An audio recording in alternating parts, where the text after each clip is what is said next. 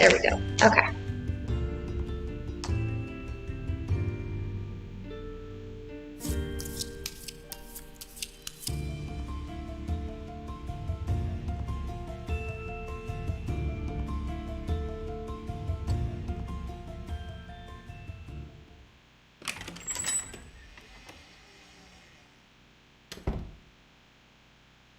Good afternoon, or should I say evening, morning. Morning? At any rate, I am the Game Master. Pleased to make your acquaintance. Before we begin, there is something I must tell you. You see, my job is to draw you into this world with my voice and cards, which is why I believe it best for you to play with the sound on. In fact, I insist on it. However, as you can see, my voice is subtitled, so you can always read along as well.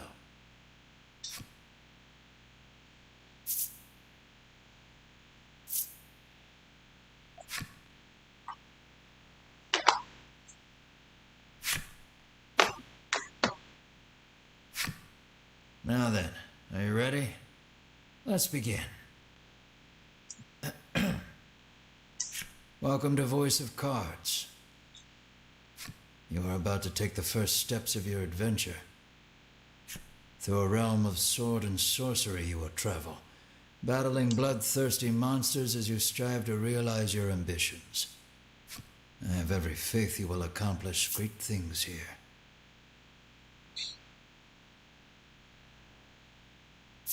I don't remember. I am merely a witness to your exploits. Now then, your departure draws nigh. May your journey be a safe one.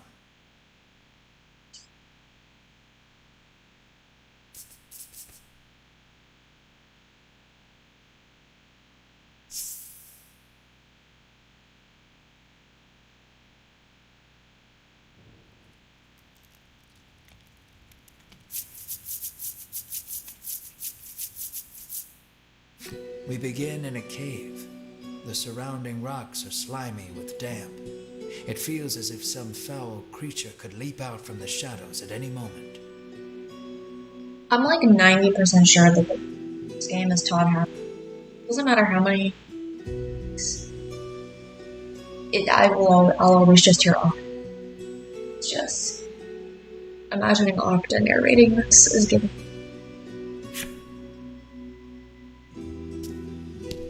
Yet in this horrible place gathers a fellowship of 3 adventurers. One is a young woman. You can tell just by looking at her, she enjoyed a good upbringing. We must stay focused. Stay focused. Another is a stoic warrior. He stands at the ready, scanning his surroundings for any sign of threat. Last but not least is the old man. He has a sagely air and gazes into the darkness stretching out before him. These adventurers seek a certain treasure hidden in this cave.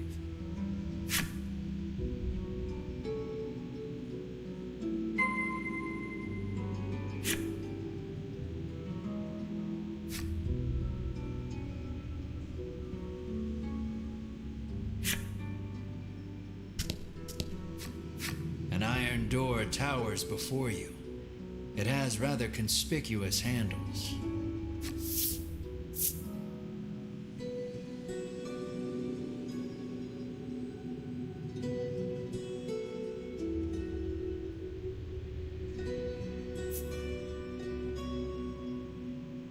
The stoic man takes hold of the handles and pulls as hard as he can, but the door doesn't so much as budge.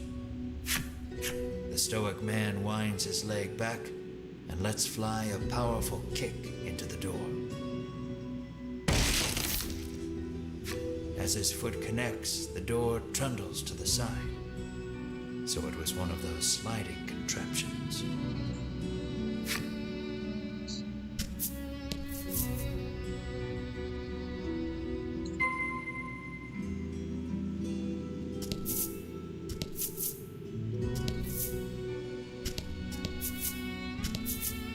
Something leaps out at the fellowship from the darkness.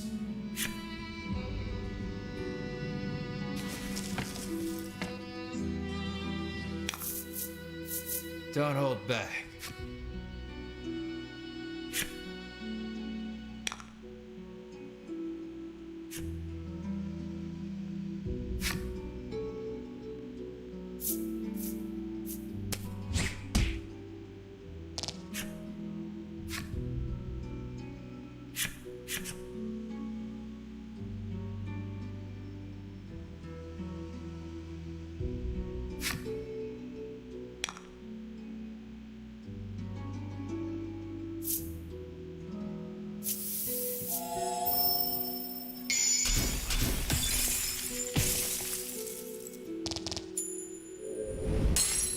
Excellent.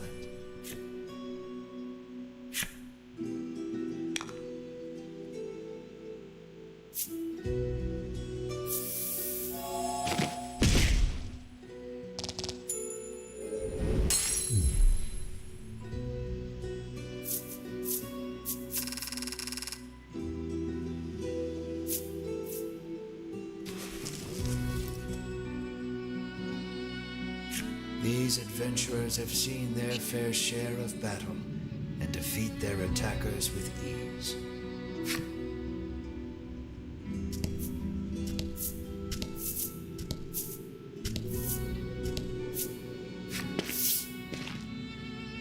As the trio approaches the treasure chest, an awful rumbling resounds deep in the cave. "You shall not have it," a voice growls. Before the wary trio appear creatures the likes of which they've never seen.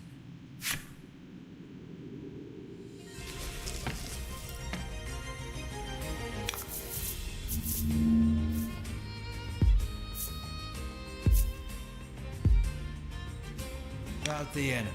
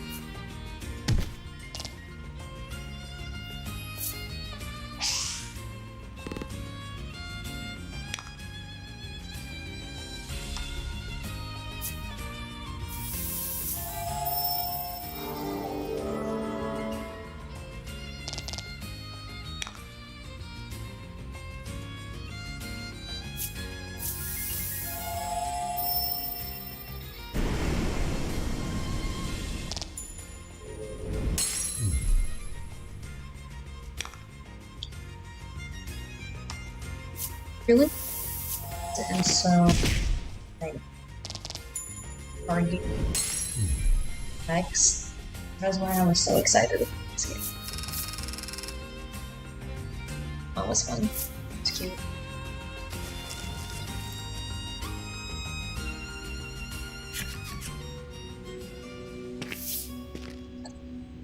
The young woman edges around the monster's bulk to stand before the treasure chest.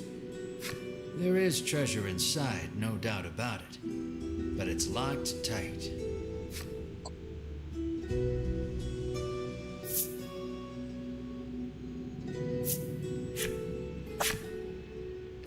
The woman slides the simple key into the lock. The chest clicks open. Inside is what appears for all the world to be an ordinary medicine bottle. At last, we've retrieved the royal treasure, the old man says. The woman and warrior exchange a nod.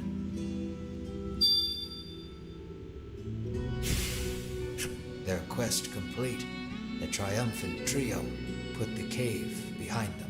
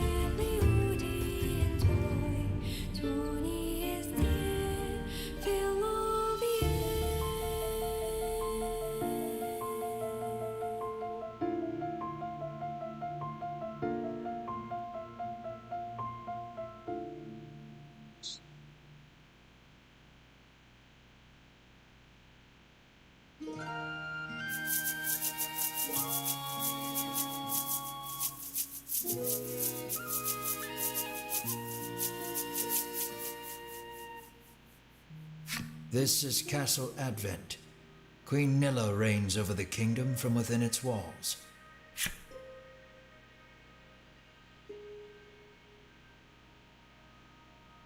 In the crowded audience chamber jostle all manner of knights, adventurers, and bounty hunters.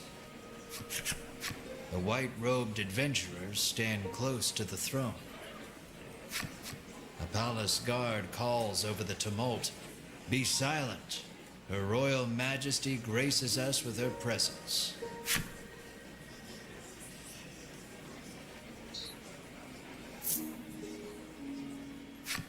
The cacophony ceases the moment Queen Nilla enters the chamber. This is like my favorite design in this entire game. Seated upon the throne, the queen faces the crowd, her lips part. "Thank you all for heeding my call to slay the dragon. Whatever it takes to defeat this reawakened evil, I ask that you do it. Whomsoever conquers this beast will be honored for ages to come and handsomely rewarded." At that, the gathered crowd cheers loud enough to shake the castle's very foundations. "Leave the dragon to us, Your Majesty," say the white-robed adventurers, as if the beast's demise at their hands is assured. "Indeed, you did well to reclaim the royal treasure," the queen replies. "I thank you, for my stomach becomes most upset without it. So the treasure is a staple of the royal medicine cabinet. It puts my mind at ease to know the Ivory Order offers its aid in slaying the dragon. The trio are disciples of the Ivory Order, a charitable organization beloved the realm over. Indeed, anyone would think this illustrious trio the heroes of our tale, but they'd be wrong.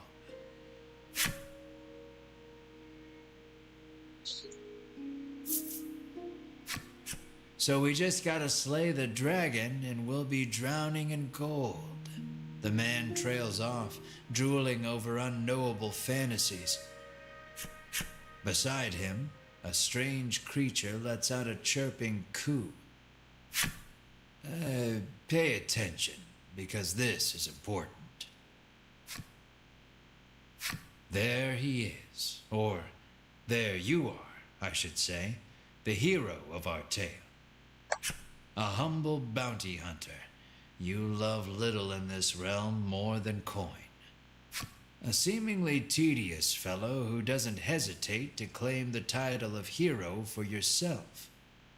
When you heard about the quest to slay the dragon, it was the promise of reward that lured you to the castle. Now then, if you wish to officially register for the hunt, see me so I can get your signature. You wonder why you need to sign anything, but head for the guard anyway.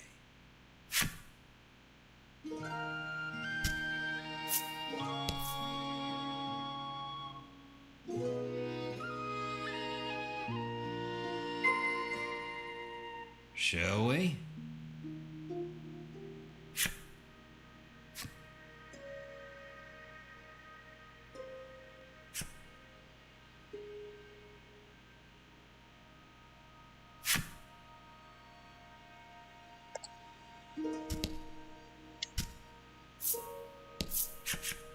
We of the Ivory Order will be the ones to restore peace to the land, brags a white-robed man.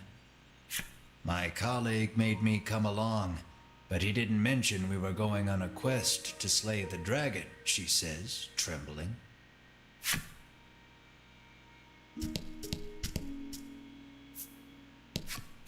The man takes one look at your companion and shrieks, "Monster!"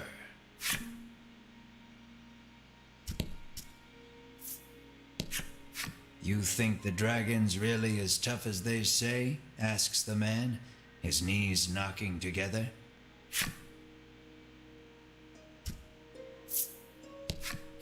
That reward for slaying the dragon is as good as mine, barks the man.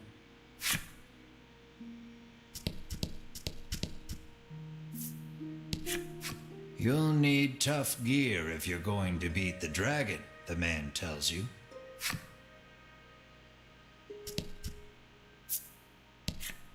Keep your ears perked.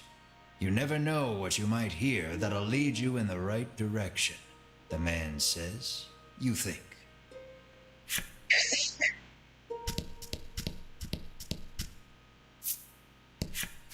If the heroes of the Ivory Order are hunting the dragon, he's as good as dead, says the man, relief spreading across his face.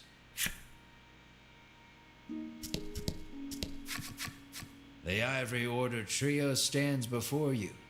They seem not the most approachable of parties, but...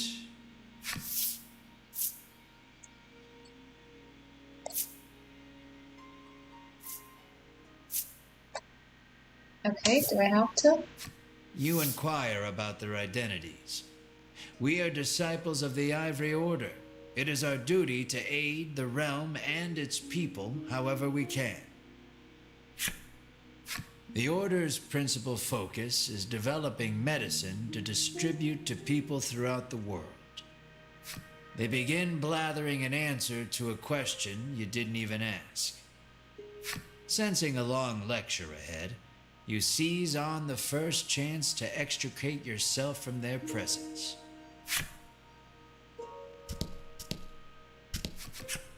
Sign here, says the guard, handing you a pen and paper. Actually name him. I will just go with that. Hello? Thank you. You sign your name. After you've signed, the guard motions to the strange creature beside you. The monster, too. You sign your companion's name as well. Mar. Mar, your friend and sometimes traveling companion. Though he can't speak the human tongue, he seems to understand it well enough. Thank you. Now we'll know what to have engraved on your tombstones. Can't ask the dead what name to mark their grave with, after all, the guard chortles. You want the reward as badly as you don't want to die. You figure you better make some strong friends.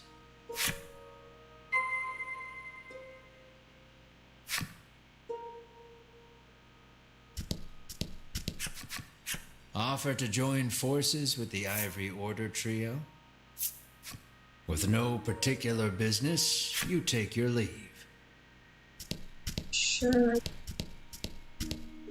Okay, so I do have. So you don't mean yeah. It's fine.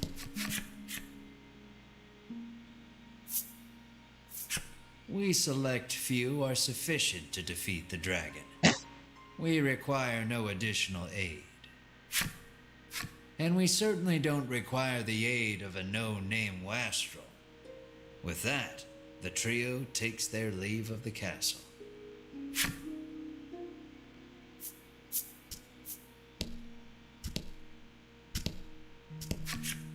Let us depart. We have a realm to save. He grabs his less than enthused colleague by the wrist and drags her off. You catch a glimpse of the terrified look on her face. How?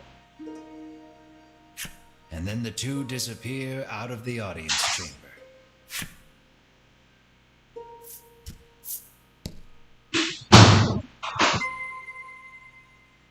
That's thank you. So there's Never know what you might hear that'll lead you in the right direction. The man wanders off somewhere, muttering to himself. Ooh. You'll need tough gear, the man says, wandering off.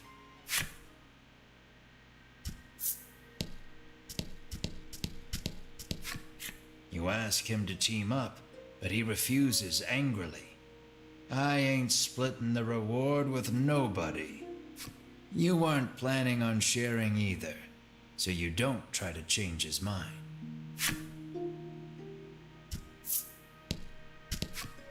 Before you even open your mouth to ask him to team up, he cuts you off. Thanks, but no thanks.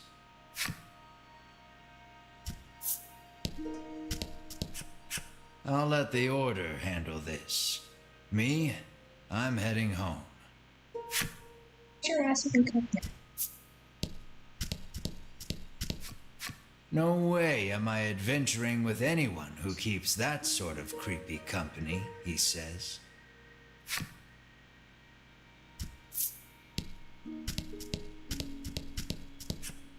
I am one of the guards charged with the castle's protection. I take not a single step from my post. I am one of the guards charged with the castle's protection. I'll leave the dragon slaying to you adventurers. Okay. This man gets no bitches. You've yet to find any help for your quest. Things don't look that reassuring as they are, but the decision is up to you.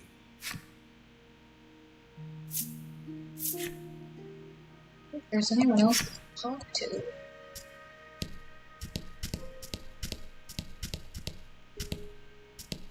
You. Don't get yourself killed out there, says the guard curtly. Asking Queen Nilla to join you is beyond preposterous. Better not even try. The castle will close to visitors shortly. Please be on your way. You're shooed out of the castle. Okay. In the end, you set out, just the two of you, to hunt the dragon.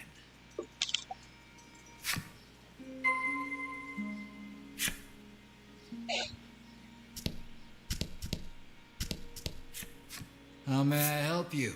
The proprietress inquires. There's no anything.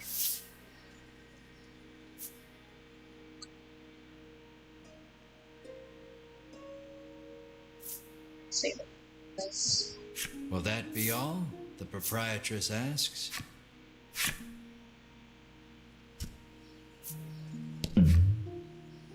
Event.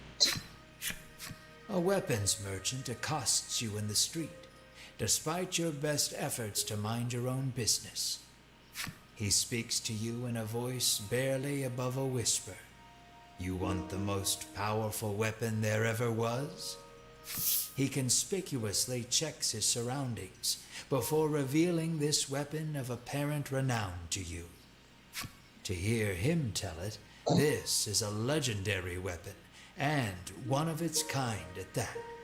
It can be yours for 20,000 gold pieces, he says. You can smell the scam a mile away, and yet the aura of this weapon does have something of the legendary about it. You ask who in their right mind would pay so much for something so clearly fake, stolen, or forged. Well, you know where to find me, if you change your mind, he says, tucking the weapon away.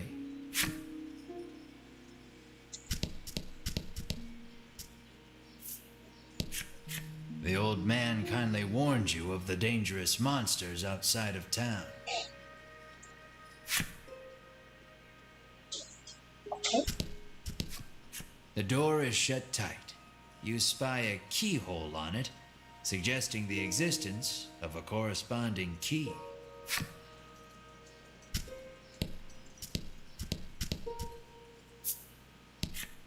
The child says you should see Nexton as soon as you leave the castle town.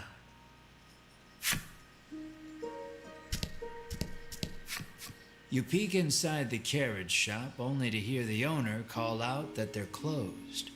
Guess you won't be making use of them after all. Damn.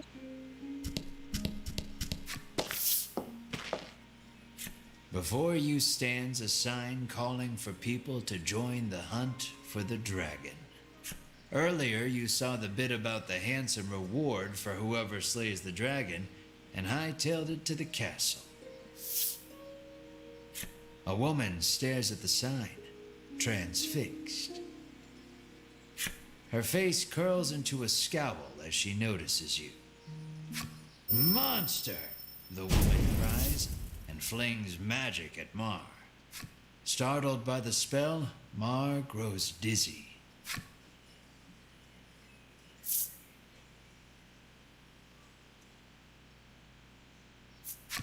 You gather the dizzy Mar in your arms and glare at the woman. "This ain't a monster," you growl, as the woman snarls over you. "I hate monsters." The two of you bicker for quite a while.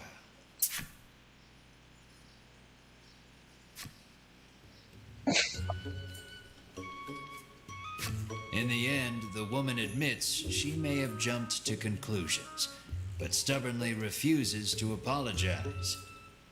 Inwardly, you call her unsavory names as your attention shifts to a different topic of conversation. Turns out she really hates the dragon and would love to take him down with her own two hands. But she knows she's no match for him alone, so she's at a loss for what to do. When you tell her you're after the same thing, she squints down her nose at you. "Fine," she says. "I can help you."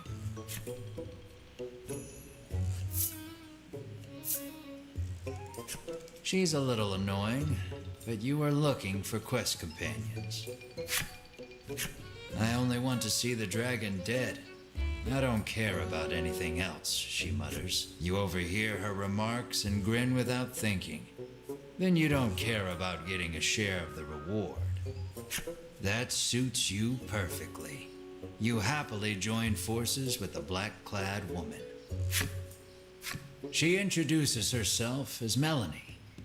She tells you she is a witch, but says nothing of why she hates monsters or what grudge she bears against the dragon.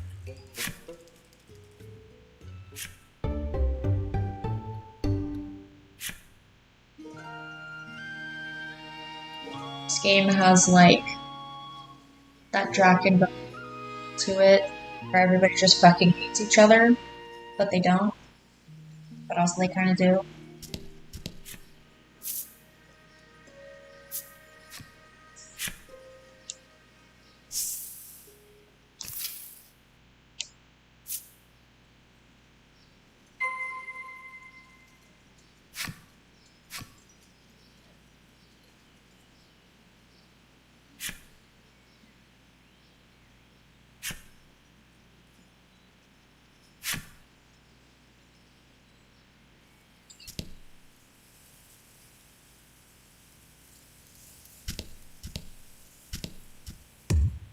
Okay,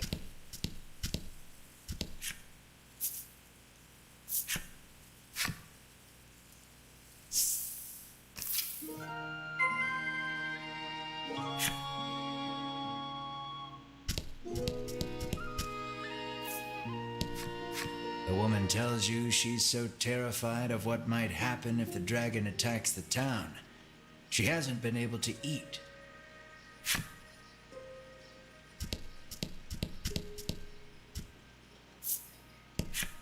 "Welcome to Nexton," hails a man.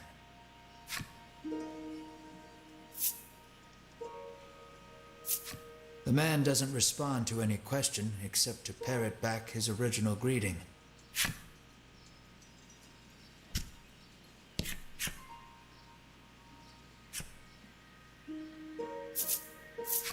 You try asking the man if he knows anything about the dragon. The man's eyes widen. He leans close, cupping his hand to his mouth. "Welcome to Nexton," he whispers in your ear. I forgot you can How may I help you? The so much proprietor inquires. so fucking annoying just gnashing the fucking C buttons.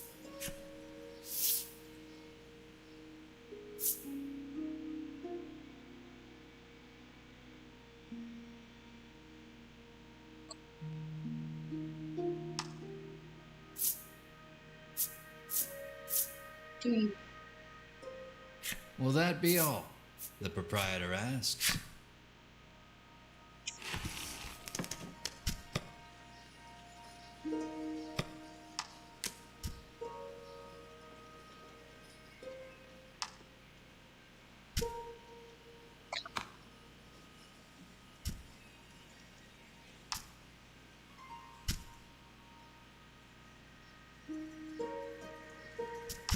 Okay, you're on.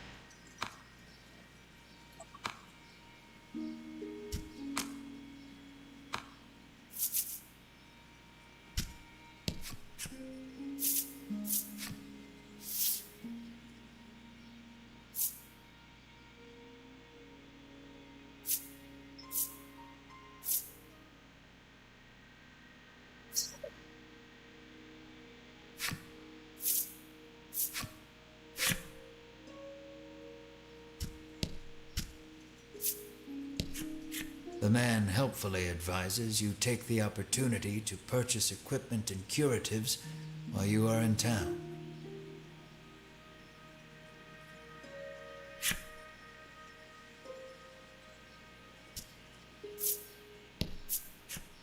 A woman sits hunched over by the side of the road. Upon catching sight of you, she calls out for your aid. She's sprained her ankle and needs you to take her to the nearby apothecary.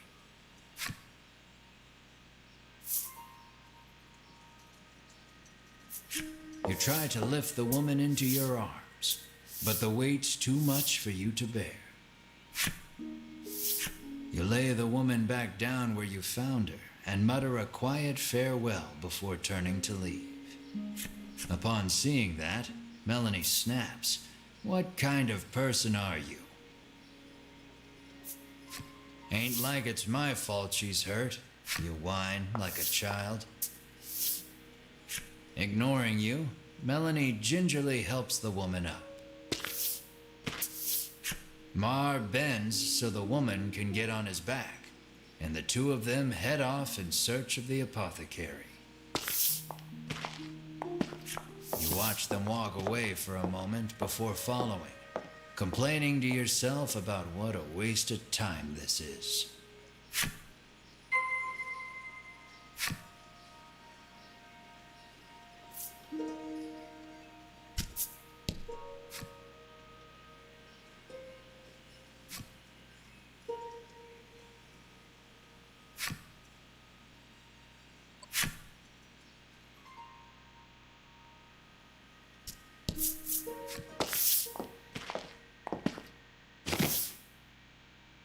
You arrive at the apothecary.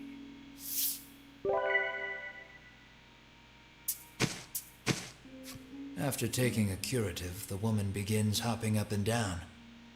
Nothing holds a candle to Ivory Order medicine, she beams. She thanks you and pulls something from her breast pocket.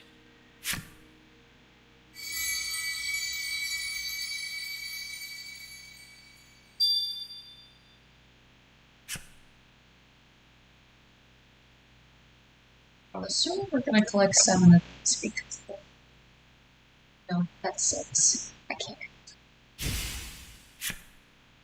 You've helped someone, albeit not quite out of the goodness of your own heart. It might be a good idea to do that again, should you come across anyone else in need of assistance.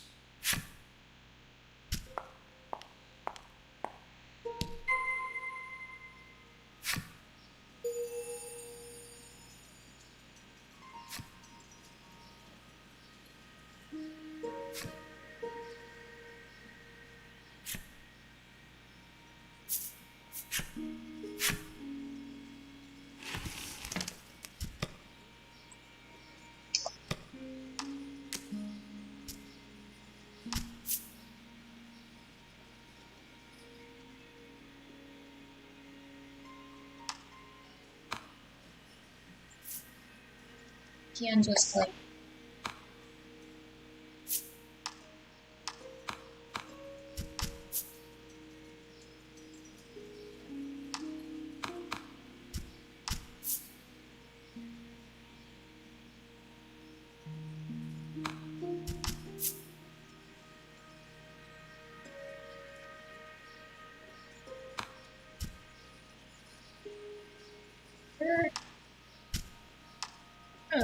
hard.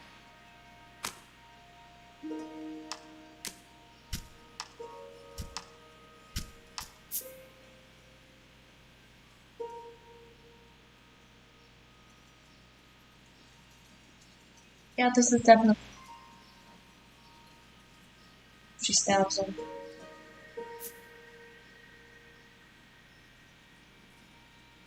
Oh my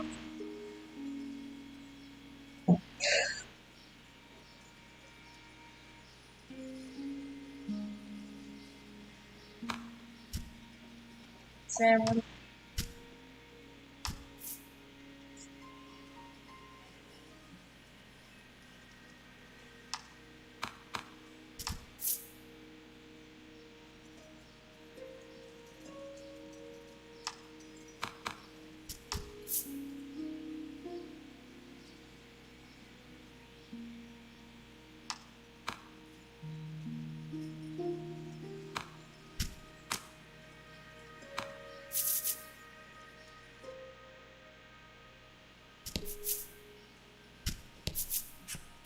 The girl says if you follow this road northwest for a bit, you'll come to Thriston.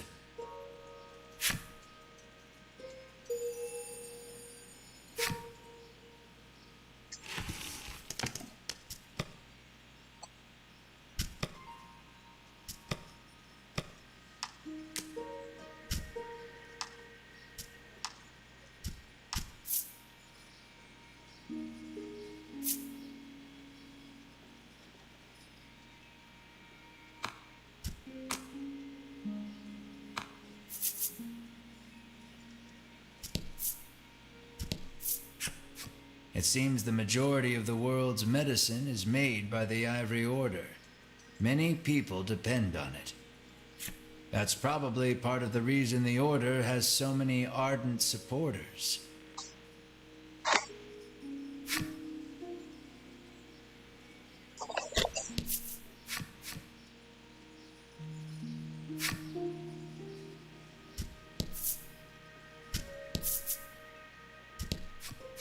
On your way to defeat the dragon, are you? The innkeeper inquires as you set foot inside. The innkeeper gives you a room free of charge in a show of support for any and all who wish to defeat the dragon.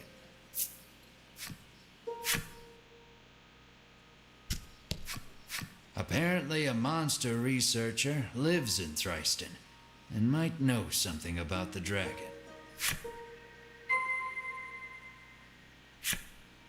It seems you've learned all you can here. Time to move on.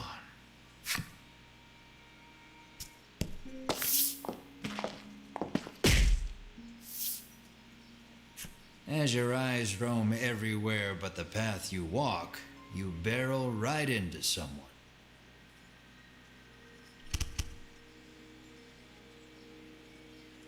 When you turn to see who it is, you see the Ivory Order trio from the castle. Winifred, are you all right? The sagely old man asks the woman, voice full of concern. I'm fine, the woman called Winifred replies. Thank you, Hedwin.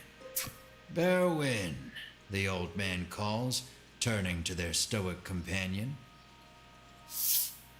He jerks forward, as if to defend Hedwin and Winifred. The trio advances on you. How dare you treat disciples of the Ivory Order with such disrespect?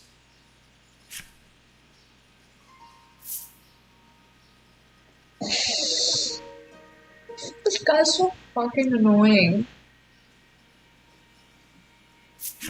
They're the ones who ran into you. So if anything, they should be apologizing. We were standing still, says Hedwin, his calm tone belying the anger on his face. Muttering a half-hearted apology, you try to keep walking. But that's when you notice something in your hand. Looks like you accidentally grabbed Winifred's coin purse when you ran into her. Thief, bellows Berwin, drawing his weapon. Guess you've got to fight your way past.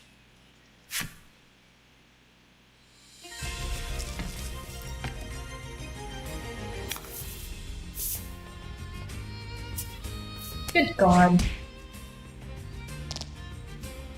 Oh!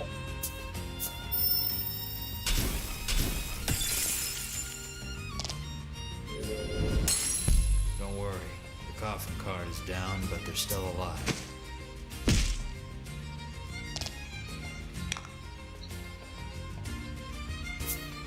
Um...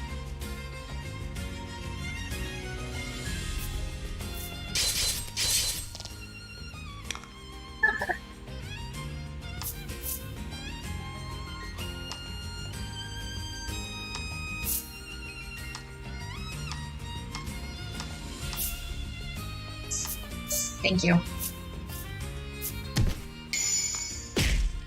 Oh my God. Fortune favors the bold. Well, someone just getting their ass kicked here is a story.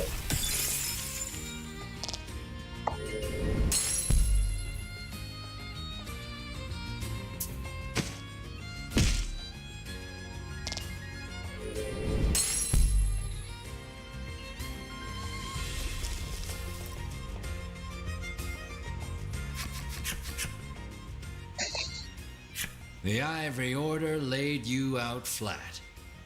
The Ivory Order trio looks at you like they can't believe such a weakling would even try to hunt down the dragon. Taking pity on your ineptitude, the Ivory Order trio uses their magic to heal your wounds. We mustn't tarry any longer. To the monster researcher of Thryston with us, Hedwin urges his companions and the trio depart.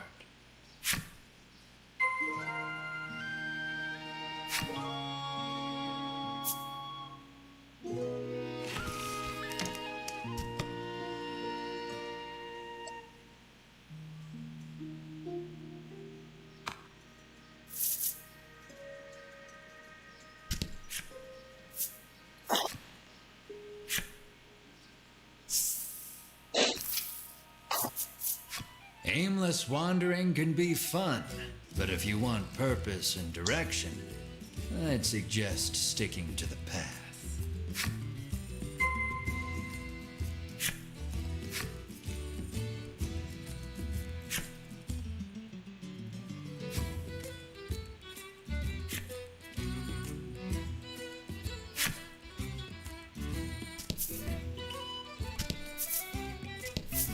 For now, but of course.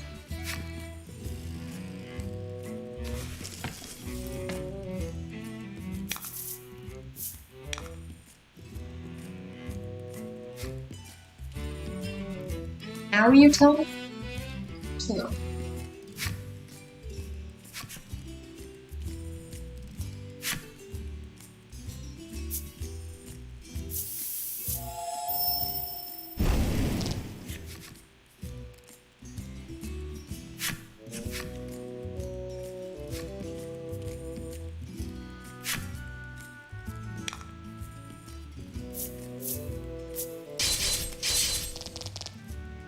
That's it.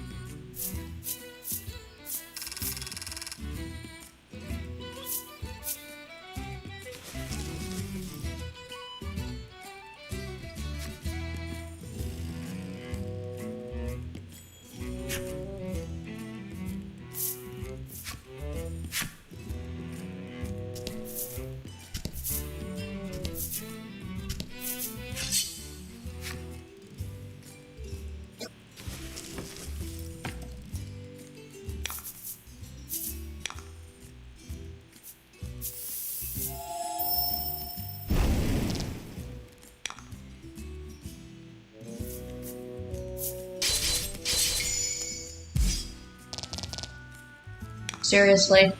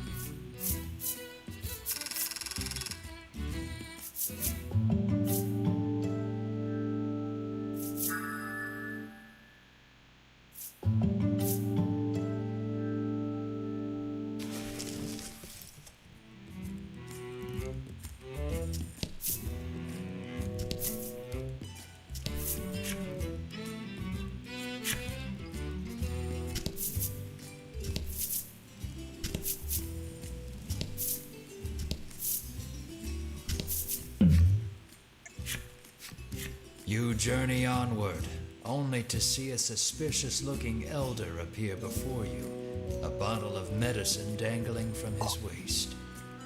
He proclaims himself a man of medicine who has discovered a revolutionary new curative. He would have one of your party drink it as a test. This is just like Jackass. There's no harm in trying it, he boldly claims. Well,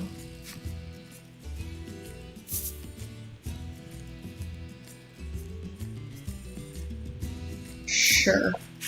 you take the stranger at his word and drink one of the bottles dry. You gradually begin to feel quite ill. The world spins. You feel yourself coming unmoored. The doctor of sorts eyes the now empty bottle. Well now, drinking it all at once is a fine way to poison yourself, he tells you. Should have led with that, you try to say, but it comes out sounding more like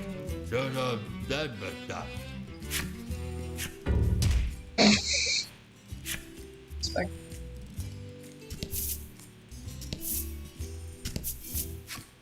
You kick a rock down the road, muttering about what jerks those three from the Ivory Order are. Cut it out, chides Melanie. She warns you your anger will only come back to bite you in the rear. You grumble, but your sulking is cut short when out of the thicket leaps a monster. The rock you kicked must have hit it because it is really mad. Brace yourself for battle.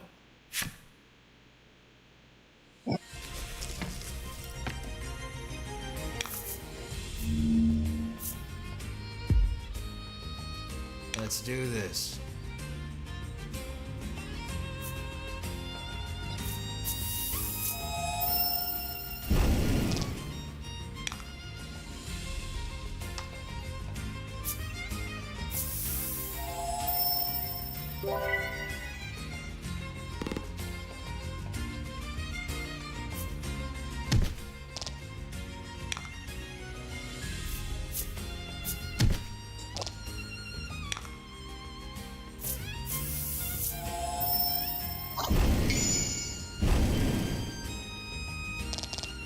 Nice work.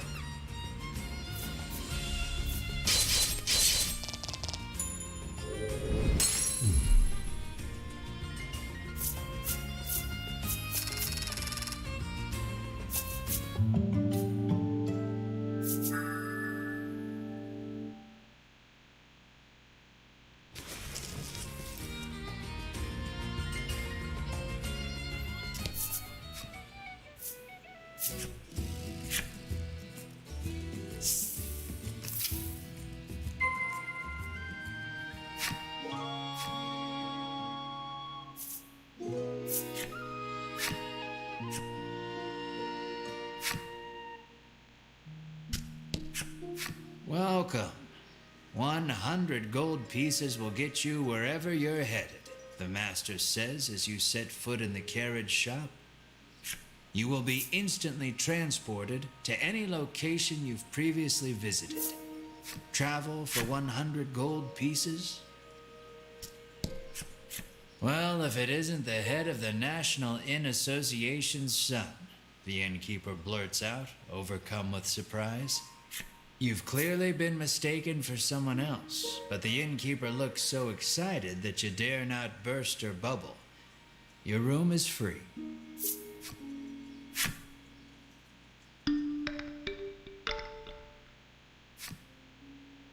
The party leaves the inn feeling rested.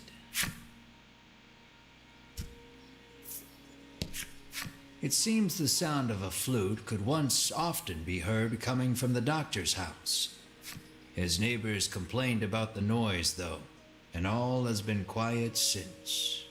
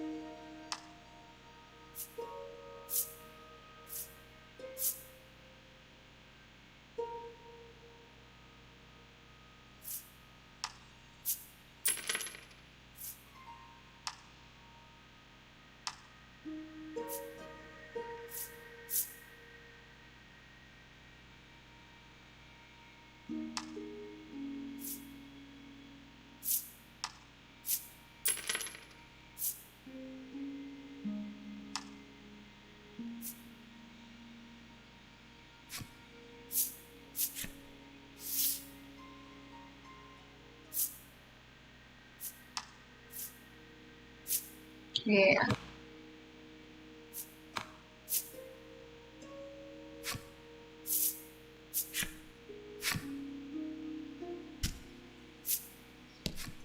The man says you'll need a torch to explore caves, and he adds, it just so happens you can buy them at the item shop.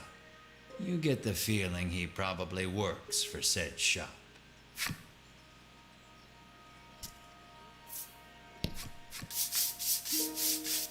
The man scours his skin with a washcloth, trying to rid himself of all odor. Just right here? Apparently, he blames his natural musk for his unlucky love life. You catch a whiff of scent wafting off him. It is rather pungent. An idea strikes you. Maybe getting rid of the toxins within the body would get rid of the odor without, too.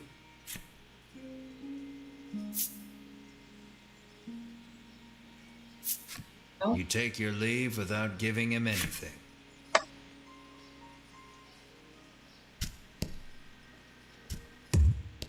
Okay. Apparently, monsters have been mugging people along this stretch of road lately. The Ivory Order is searching for where they're stashing the stolen goods.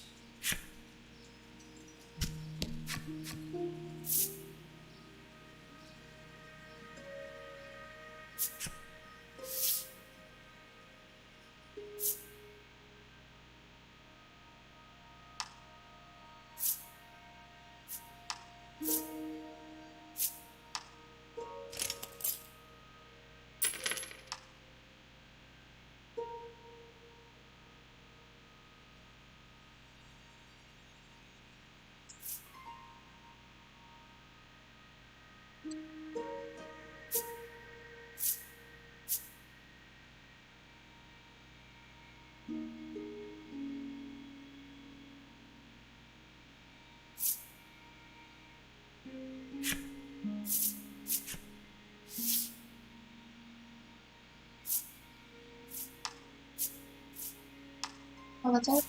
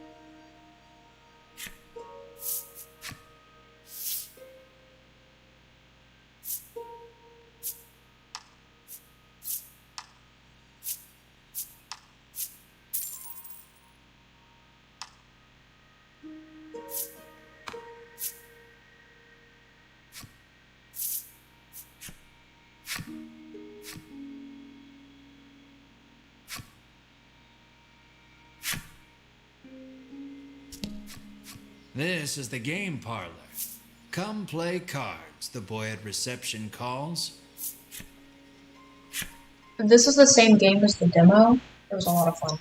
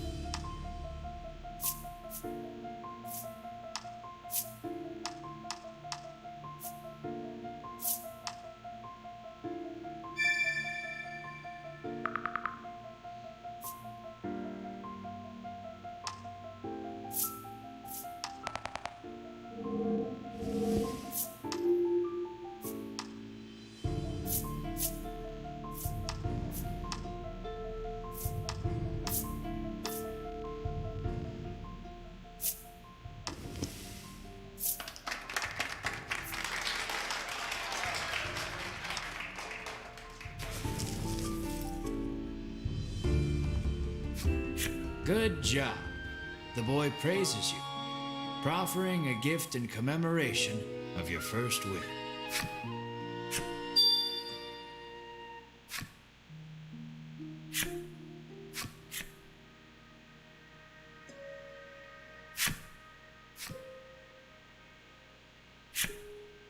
Okay. How may I help you? The proprietress inquires.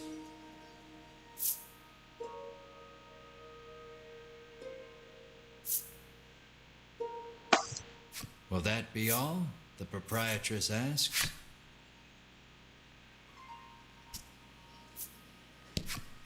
The woman, who fashions herself a missionary of love, haughtily cries she's too beautiful and popular for her own good. Felt that.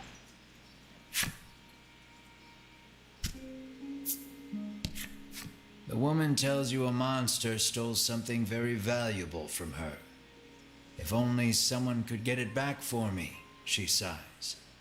What did it steal, you ask? Medicine, says the woman, to give my skin a lustrous glow. Okay. Cyprian Ambre, I'm sorry, Cyprian Amber, has lived here for many years, conducting research on monsters. All the townsfolk affectionately call him Cypri. If anyone knows anything about the dragon, it's him. He's a veritable monster expert. You ask Cypri if he knows anything about the dragon. He says he'll tell you if you do him a favor. The monsters stole a precious treasure from him. If you reclaim the treasure, Cypri promises to tell you all he knows about the dragon. It seems the treasure-thieving monster makes its hideout in the western cave. That's where you'll want to head.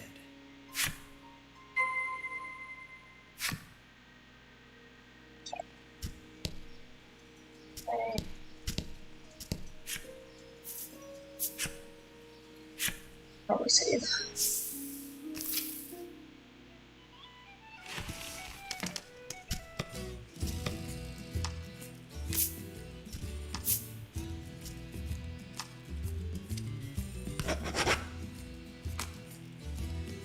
How long this game is. Start. There we go.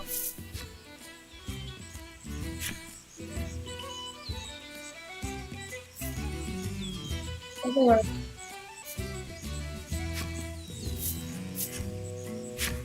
Lost it too.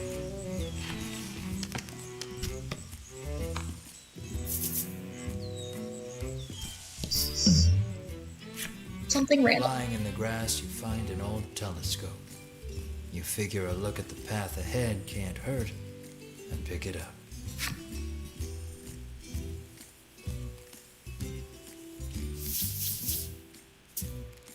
Peering through the lens, you see something in the distance, but you can't tell exactly what.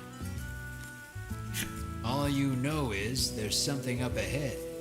You should be able to tell for certain what it is if you get closer.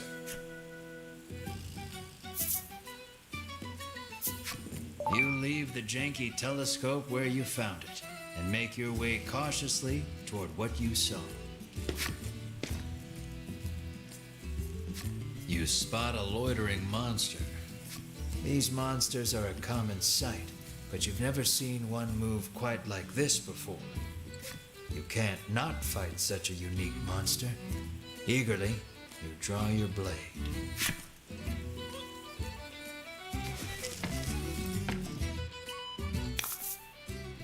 Let's do this.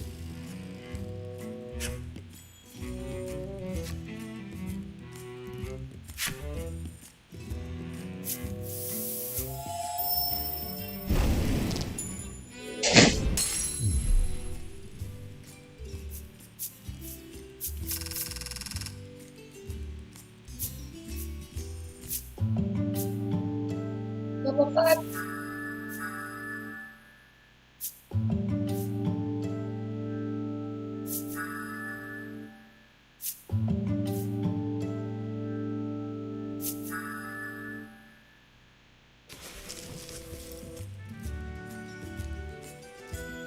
That's all that problem.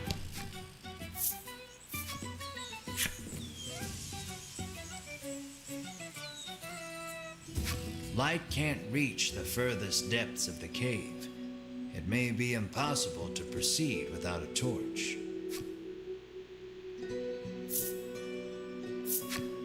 light the torch. It'll be much easier to explore now with your surroundings better illuminated.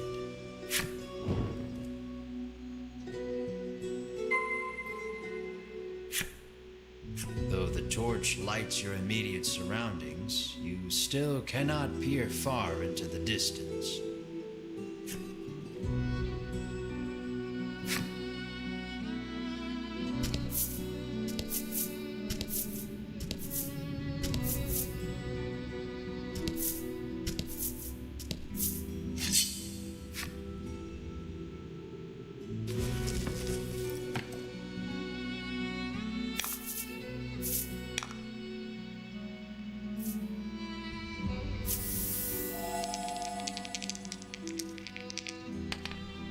Are you kidding me?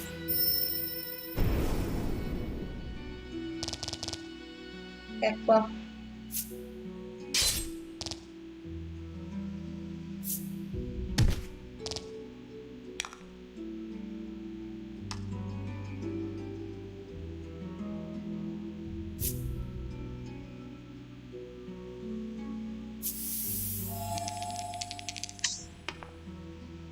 Okay, well.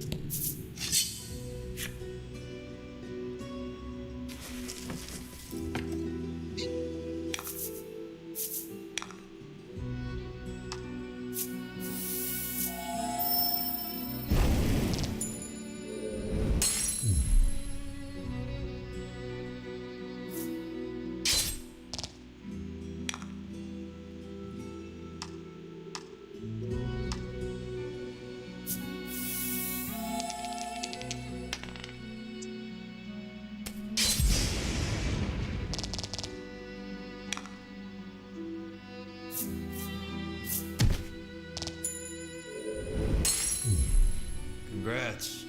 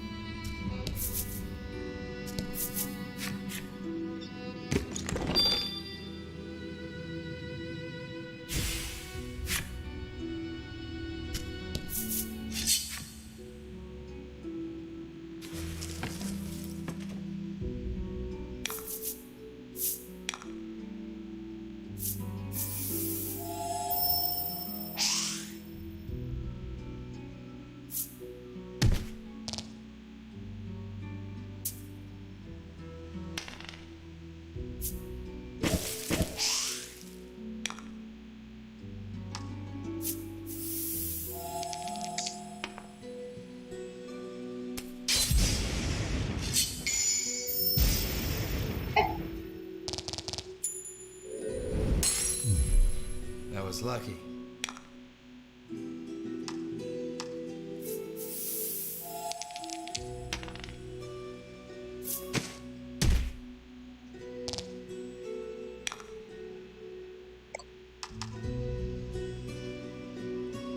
Hi.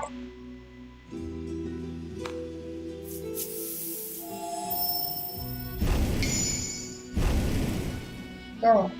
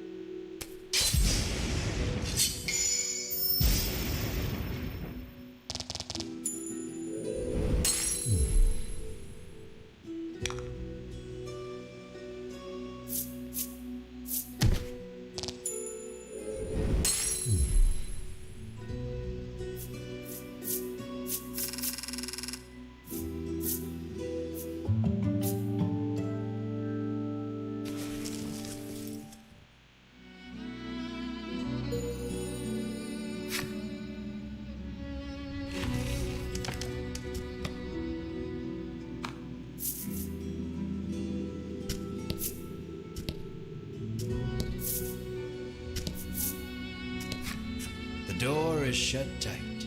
It seems some strange force keeps it barred. Upon closer examination of the door, you spot a cavity that looks like some sort of sphere should go there. You put the magic sphere into the cavity, and the door opens.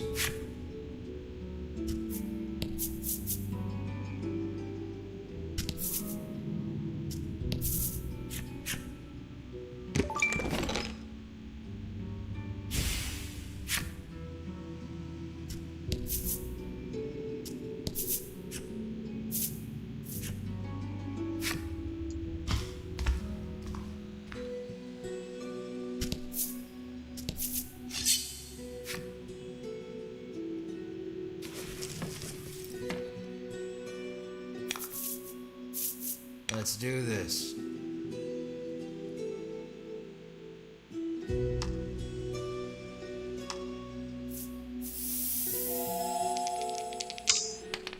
Are you kidding me? Oh.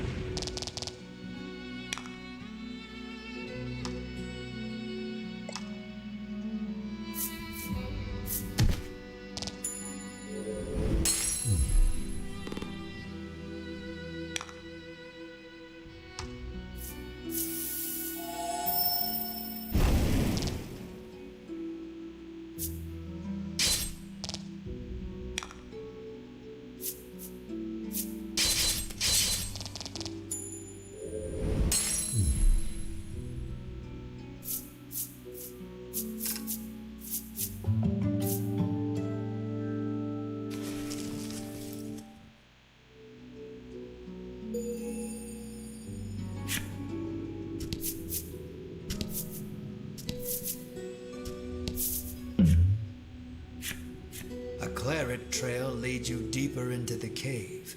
Was the walking wounded a monster or a human? A knot forms in your gut. You raise the torch to get a better look at your surroundings. The walls have been gouged and scarred as far as you can see.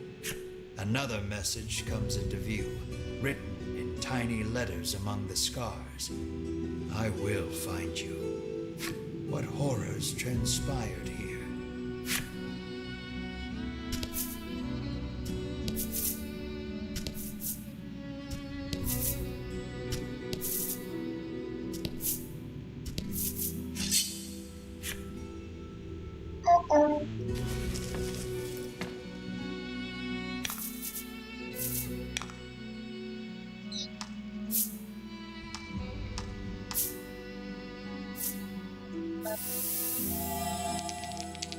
News.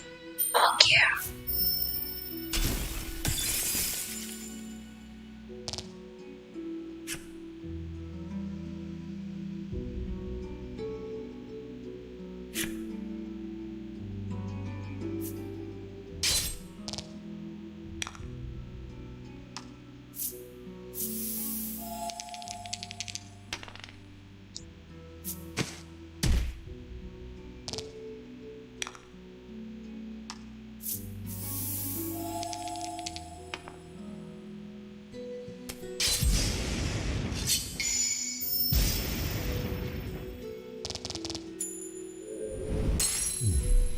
Nice work.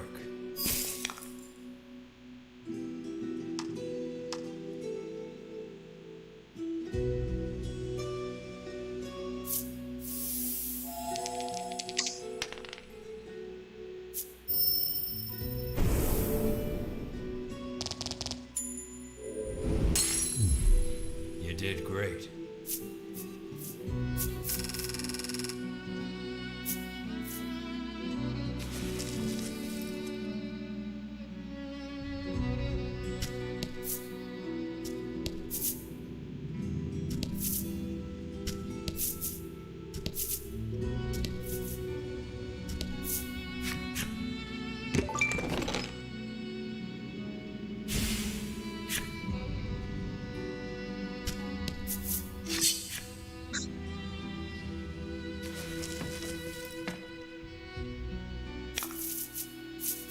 And fight.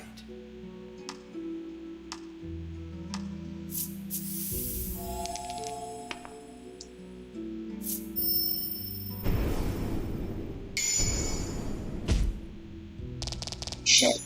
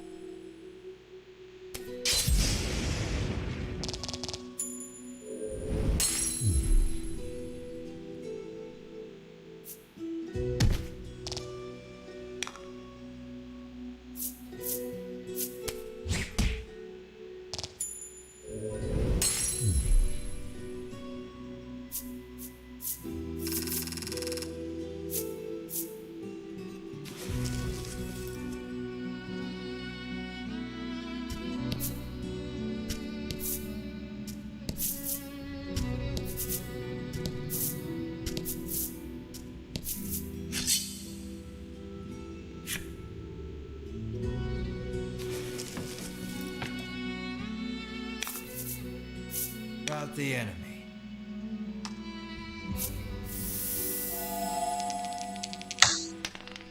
Ah.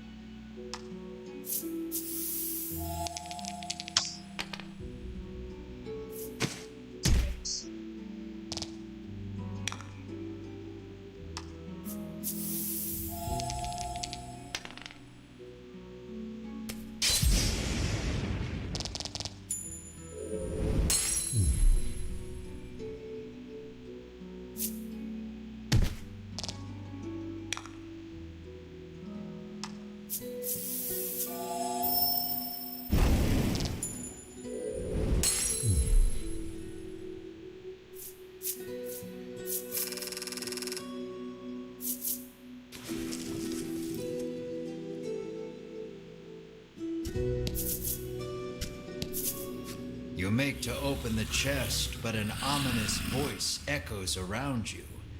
I will not relinquish my hoard.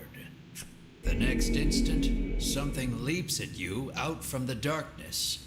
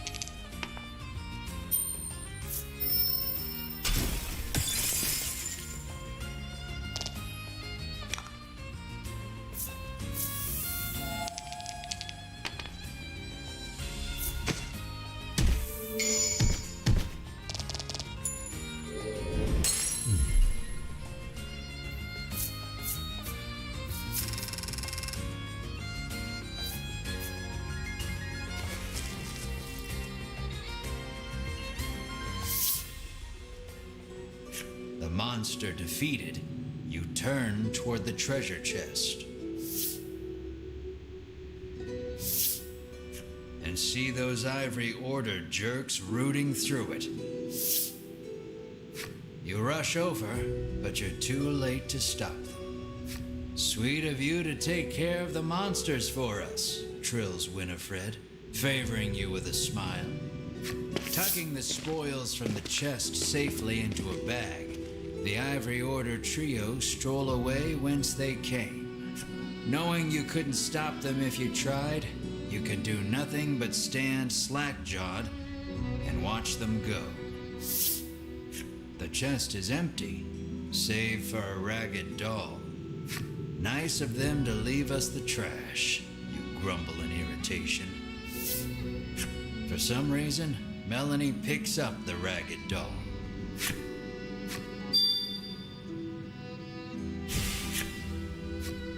Your shoulders slump. All that effort, and this is all you get to show for it? You find nothing else even close to treasure. Hope Cypri is ready for bad news. Leave now would be the fastest way out. You left the western cave.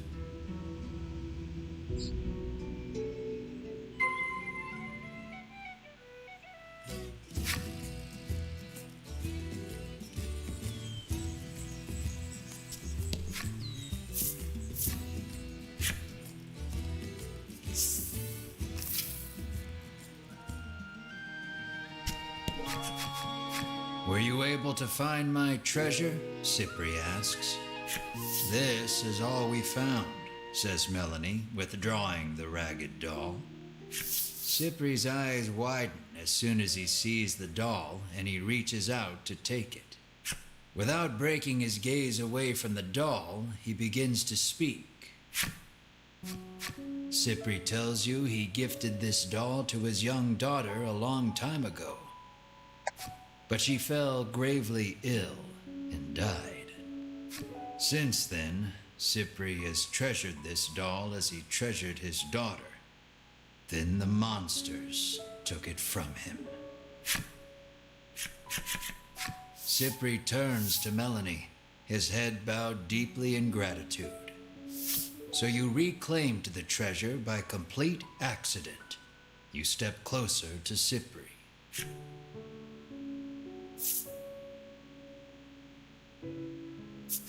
What do you know about the dragon?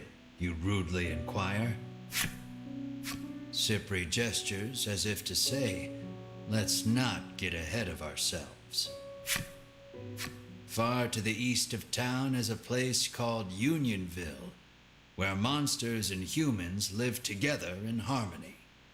According to Cypri, you might be able to learn something there, as the dragon and monsters are not totally unrelated. Upon hearing that, you turn on your heel to leave. Cypri calls out to stop you. Journeying to Unionville entails traversing the dense expanse of the bewildering wood. You'll need this, he says, and holds out something for you.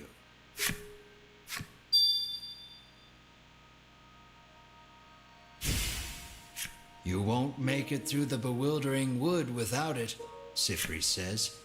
Your sights set on the distant Unionville, you resolve to navigate through the bewildering wood.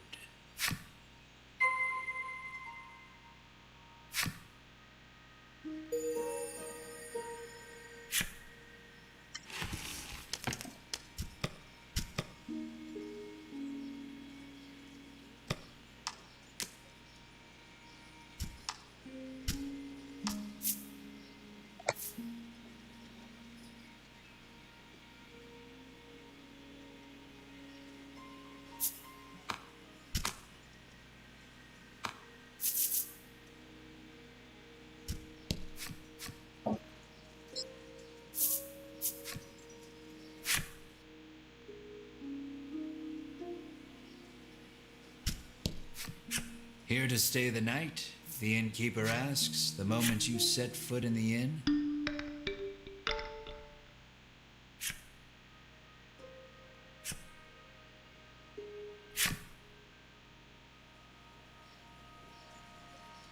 I'm going to stop this one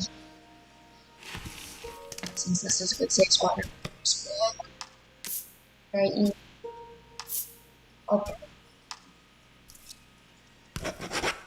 Those are my two conditions. We'll see. Thank you.